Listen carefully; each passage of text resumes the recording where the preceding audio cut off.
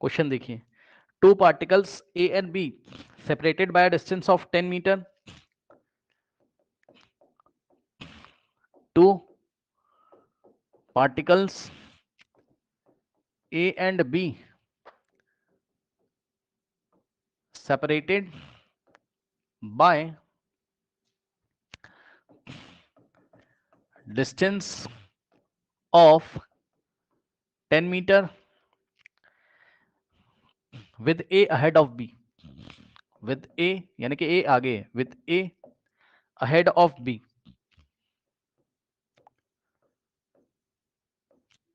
with A ahead of B. A start from rest, A starts from rest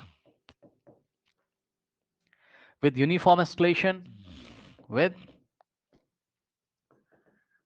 uniform acceleration of, with uniform acceleration of 2 meter per second square, whereas B, whereas B is moving with constant velocity, with constant velocity 40 meter per second, 40 meter per second. Find time of overtaking, find time of overtaking. अब सवाल पढ़िए क्या कह रहा है, ये बहुत अच्छा सवाल है और यहां दो आंसर्स आएंगे, ठीक है, तो और उसका एनालिसिस करना है। ये क्वेश्चन आपका आ चुका है ना एग्जाम में, एंट्रेंस में। देखो कह रहा है two particles A and B separated by distance of 10 metre, ठीक है भाई,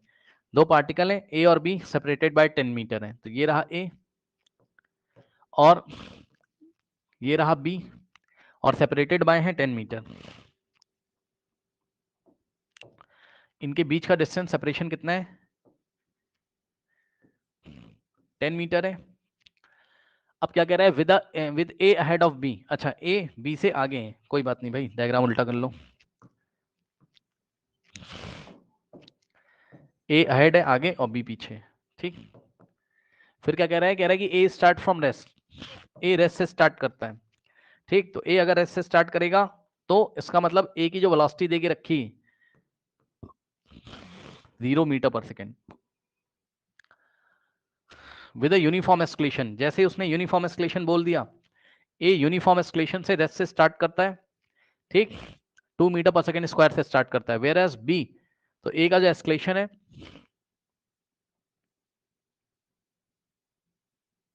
हाँ ए का जो एस मैं लिख दे रहा हूं, एस्केलेशन ऑफ ए कितना है 2 मीटर पर सेकेंड स्क्वायर, ठीक, और where as B is moving with constant velocity of 40 metre per second, ठीक, बी 40 मीटर पर सेकेंड से स्टार्ट करता है यहाँ कांस्टेंट वेलोसिटी से, या बी मूव कर रहा है, जब ऑब्जर्वर ने देखा तो ए रेस्ट पे था, ध्यान सुन लो, पूरे सिस्टम को जब ऑब्जर्वर ने देखा, मतलब मैंने देखा बाहर से, तो ए रेस्ट पे था और उसी टाइम बी मूव कर रहा था कितने से 40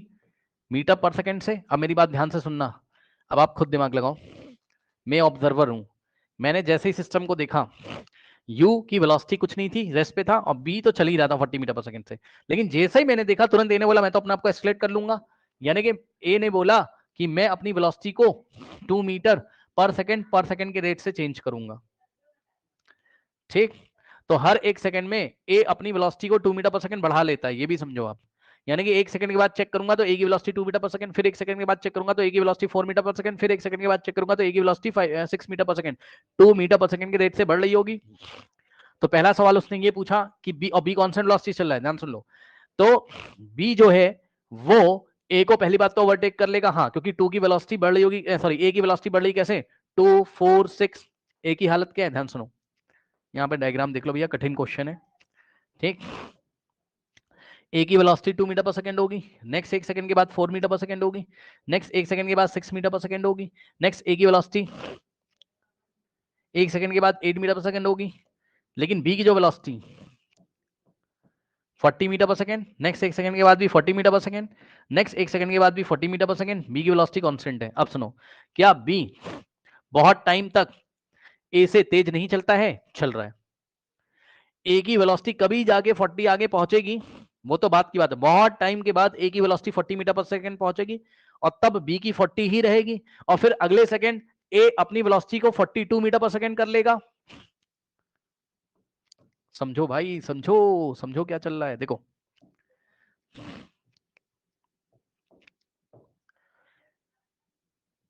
काफी टाइम के बाद, अब टाइम वाइम का हमें पता नहीं भाई, वो सब कैलकुलेशन से आएगा। काफी टाइम के बाद ये 2 की टेबल चल रही है, तो 2 मीटर पर 40 मीटर पर सेकंड पहुंच जाएगा ए, काफी समय के बाद, हर एक सेकंड पे 2 बढ़ रहा है। लेकिन उसी टाइम पे ए की 40 मीटर ही, उसी टाइम बी की स्पीड 40 मीटर पर सेकंड ही रहेगी। ठीक, अब सुनो, अगले पल क्या होगा? अगले पल का मतलब है अगले सेकंड क्या होगा? ये वाले पॉइंट पे या इससे पहले कभी बी ए को ओवरटेक कर देगा, तो बी एक बार ए को ओवरटेक करेगा, क्योंकि बी की जो वेलोसिटी है वो हर एक बार ए से तो ज्यादा ही है, तो बी ए को ओवरटेक करेगा। लेकिन 1 सेकंड के बाद कहानी क्या होगी? ये सिनेरियो पहले सोचिए, 1 सेकंड के बाद कहानी क्या होगी बताओ? इसके बाद, इसके बाद बी तो मिलेगा तुम्हें 40 मीटर पर सेकंड से ही, बी की वेलोसिटी कांस्टेंट है, लेकिन ए की हो जाएगी 42 मीटर पर सेकंड। अब बताओ, तो ए धीरे धीरे जा रहा था, मतलब एस्केलेट कर रहा था, उसकी स्पीड हर एक बार कम थी, और बी की 40 थी, तो बी ने ए को पहले पकड़ा, और फिर थोड़ी देर के बाद क्या होगा? ए एस्केलेशन मोशन में, एस्केलेटेड मोशन में भैया ए एस्केलेट कर लेगा अपने आप को। समझो,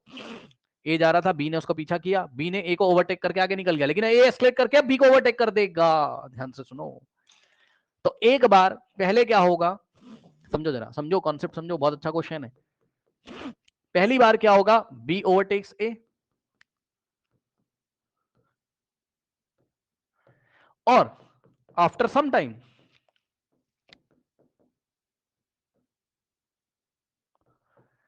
ए एस्केलेट्स,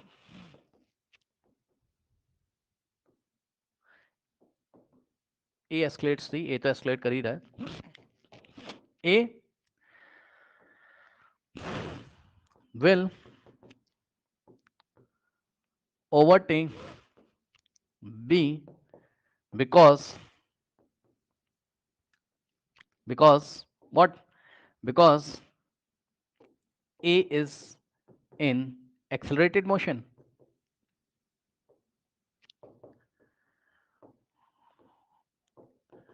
तो ये कहानी हो गई। अब सवाल पे चलो, find the time of overtake हमको निकालना था। इसकी एनालिसिस मैंने क्यों करवाई ये मैं आपको बताऊंगा, ये मैं अभी आपको समझाऊंगा इसकी एनालिसिस क्यों कराई इतनी। अब देखो, अब आप एक काम करो, बी ए को कितनी देर में ओवरटेक करेगा, इसके लिए आप एक काम करो, आप किसी को रेस्ट पे लेके आ जाओ, किसी को भी रेस्ट पे लेके आ जाओ। मान लो आप बी को रेस्ट पे लेके आ जा रहे हो, मान लो आप बी को रेस्ट पे लेके आ जा रहे हो, तो बी को अगर आपको रेस्ट पे लेके आना है, तो बी की वेलोसिटी को उल्टा करके, रिवर्स करके, इसको भी दोगे और इसको भी दोगे। ठीक, अब सुनो, अब सिनेरियो क्या है? बी आ जाएगा रेस्ट पे, ठीक, और ऐसा लगेगा कि ए 40 माइनस 0 से, जब ऑब्जर्वर ने देखा, तो ए 40 माइनस 0 यानी कि 40 मीटर पर सेकंड से ए किधर आ रहा है? बी की तरफ, और ए को बी को क्रॉस करने के लिए कितना डिस्टेंस ट्रेवल करना पड़ेगा? 10 मीटर का। तो क्या आप यहां चुपचाप फॉर्मूला ए के लिए नहीं लगा सकते हैं? For A speed is equals to distance by time. ठीक, तो डिस्टेंस कितना है? 10, और टाइम आपने टी मान लिया। भाई ए बी को ओवरटेक करे या बी ए को करे, बात सेम है ना, मतलब रिलेटिव वेलोसिटी वाला कॉन्सेप्ट लगाने के बाद सब कुछ चेंज हो जाता है, बट आंसर वही आएगा। ठीक, स्पीड कितनी है इसकी? ए की स्पीड है 40, यहां से टाइम कितना आ जाएगा? 10/4, तो टाइम आ गया कितना? 10/40 यानी कि 1/4 यानी कि 0.25 सेकेंड।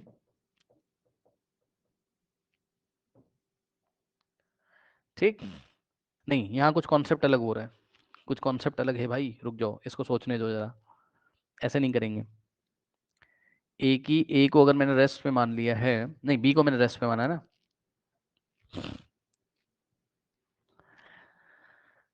ए का मोशन एस्केलेटेड मोशन है, ये भी तो दिया हुआ है ना, दिक्कत है, ए का मोशन एस्केलेटेड मोशन दे दिया है ना, ठीक है, नहीं ऐसे नहीं करेंगे, रुक जाओ, दिक्कत है पता है, ऐसा हम तब करते हैं ना, ऐसा तो तब करते हैं ना जब, ये तो ध्यान ही नहीं दिया मैंने, ऐसा तब करते हैं ना जब ए कांस्टेंट वेलोसिटी चल रहा होता है, ए कांस्टेंट से कहाँ चल रहा है यार, बी चल रहा है बस, इधर जा रहा है इतने एस्केलेशन से, यानी कि हर एक सेकंड 2 मीटर पर सेकंड अपनी वेलोसिटी बढ़ा लेता है, और बी भी इधर ही जा रहा है, ठीक। अब यार ये थोड़ा सा ना डिफिकल्ट सवाल है, जरा समझो, देखो ए एस्केलेट हो रहा है ना, इसलिए डिफिकल्ट हो गया, नहीं तो आराम से हो जाता, ये देखो, चलो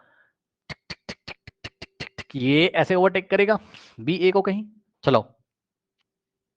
अब ध्यान से सुनो, जितने समय के लिए ए चला है उतने समय के लिए तो बी चला है, दोनों के लिए टाइम कॉमन है, वेरी इंपॉर्टेंट कॉन्सेप्ट, फिर से time is same for A and B, मतलब जब भी ऑब्जर्वर ने देखा तो ए ऐसे जा रहा था, बी ऐसे, तो बी जब ए को ओवरटेक करेगा तो ए भी आगे कुछ चल चुका होगा और बी इसका पीछा कर रहा है, मान लो भाई, मान लो डिफिकल्ट सवाल है, मान लो ए यहां पहुंच गया, ये वाले पॉइंट से चल के और ये वाले पॉइंट से चल के, ठीक, ए बड़ा पहुंच गया यहां पर, ठीक, तो ए ने कितना चल चुका, एस ए डिस्टेंस इधर,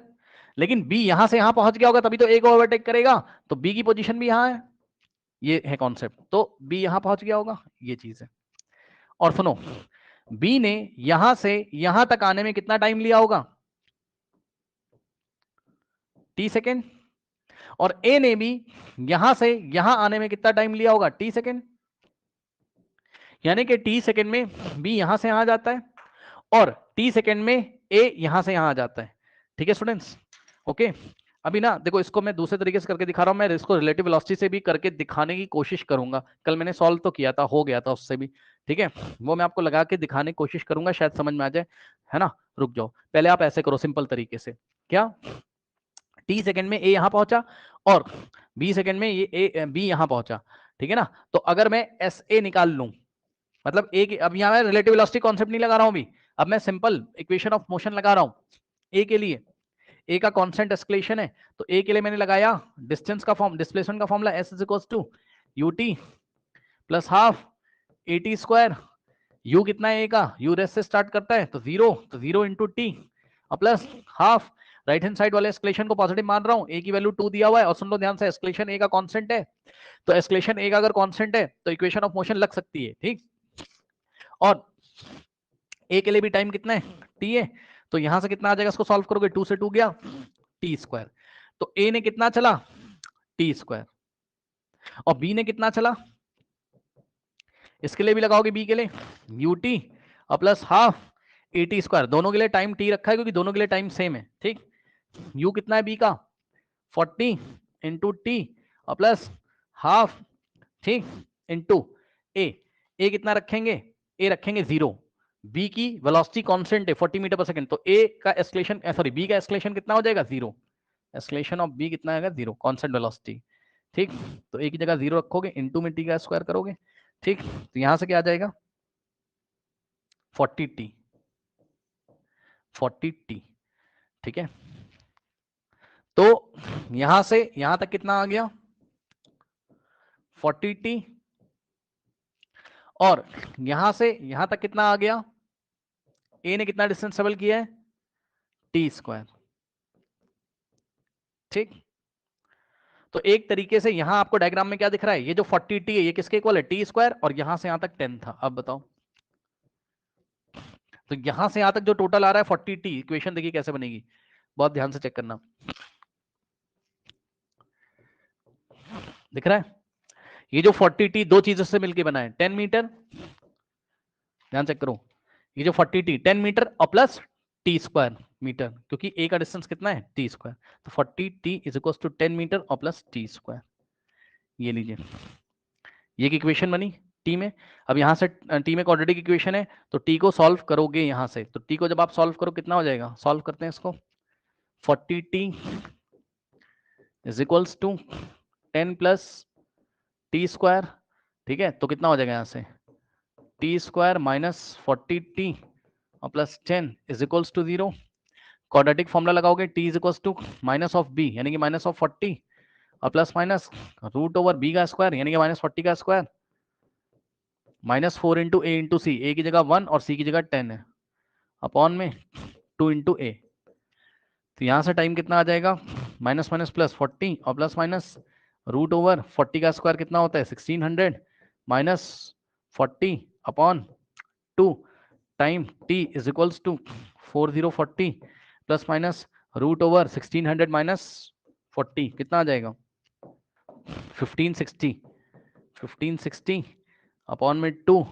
यहाँ से आ जाएगा 40 और प्लस माइनस 1560 का स्क्वायर रूट निकालोगे, ठीक, तो वो आप निकाल लेना, मैं आपको निकाल के दिखा दे रहा हूँ। स्क्वायर रूट ऑफ 1560 39.49, ठीक, अपॉन में 2। तो एक बार टाइम क्या निकालेंगे 40 और साइन लेंगे कैसा पॉजिटिव का, तो आ जाएगा 39.49 डिवाइडेड बाई 2, और एक बार टाइम निकालेंगे तो क्या लेंगे 40 माइनस, क्योंकि दोनों ही टाइम पॉजिटिव आएंगे, 39.49 डिवाइडेड बाई 2, तो ऊपर वाला टाइम कितना आ जाएगा 40 प्लस 39 कितना आ रहा है 40 प्लस 39.49 79.49 डिवाइडेड बाय 2 कितना आ रहा है 39.74 सेकेंड, और नीचे वाला कितना आ जाएगा 40 माइनस 39.49 0.51 बाय 2 कितना आ रहा है 0.255 सेकेंड, ये नियर अबाउट आ जाएगा 0.3 सेकेंड, ठीक। अब दो आंसर आ रहे हैं और दोनों पॉजिटिव हैं, तो दोनों एक्सेप्टेबल हैं। तो दो आंसर क्यों आ रहे हैं, इसलिए आ रहे हैं जो बात मैंने आपको पहले बताई थी, क्या ध्यान से चेक करो, अरे भाई जाओ देखो 0.3 सेकेंड में क्या होगा, स्टार्टिंग के 0.3 सेकेंड में बी ओवरटेक्स ए, बी ए को ओवरटेक करेगा पहले,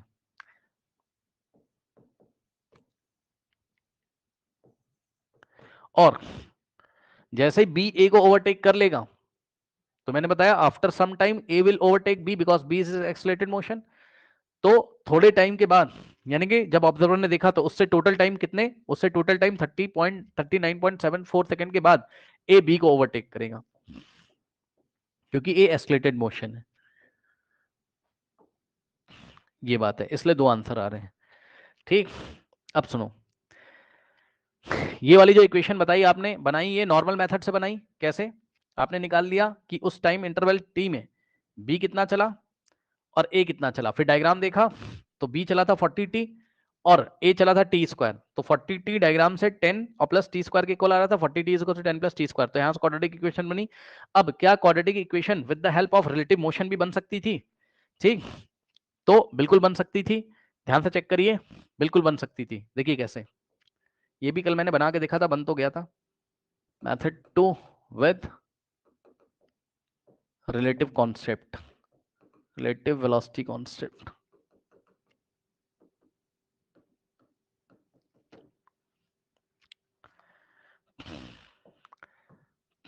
बी बी जा रहा था किससे 40 मीटर पर सेकेंड से, ए रेस्ट पे था, ठीक, और सेपरेशन कितना था 10 मीटर, ठीक। अब सुनो, बी को रेस्ट पे ले आओ, इसको पलट के 40 दे दो, तो इसको पलट के 40 दे दोगे, ठीक, हो जाएगा, तब भी हो जाएगा, कोई दिक्कत नहीं, क्योंकि ए का ए एस्केलेटेड है, बट फिर भी हो जाएगा। अब आप इक्वेशन लगाओ किसके लिए, फॉर ए के लिए। अब एस्केलेशन जो यहाँ यूज करोगे वो रिलेटिव एस्केलेशन यूज करोगे, कौन सा एस्केलेशन यूज करोगे, रिलेटिव, या एक काम करो भाई, छोड़ो ऐसा ही करो, पता है क्यों, आगे सवाल कुछ कराएंगे, मत करो इसमें छेड़, मत करो, अभी समझ समझ पाओगे नहीं, मैंने तो किया, मेरा आ गया, अब वो आ गया है क्योंकि हमने रिलेटिव एक्सेलरेशन का कॉन्सेप्ट लगाया है। आप टेंशन मत लो, अभी हम जब पढ़ाएंगे ना इसका कॉन्सेप्ट, अभी पढ़ाया नहीं है, तब यहाँ पर अप्लाई करके हम देख सकते होंगे। रिलेटिव एक्सेलरेशन नहीं पढ़ाया ना अभी,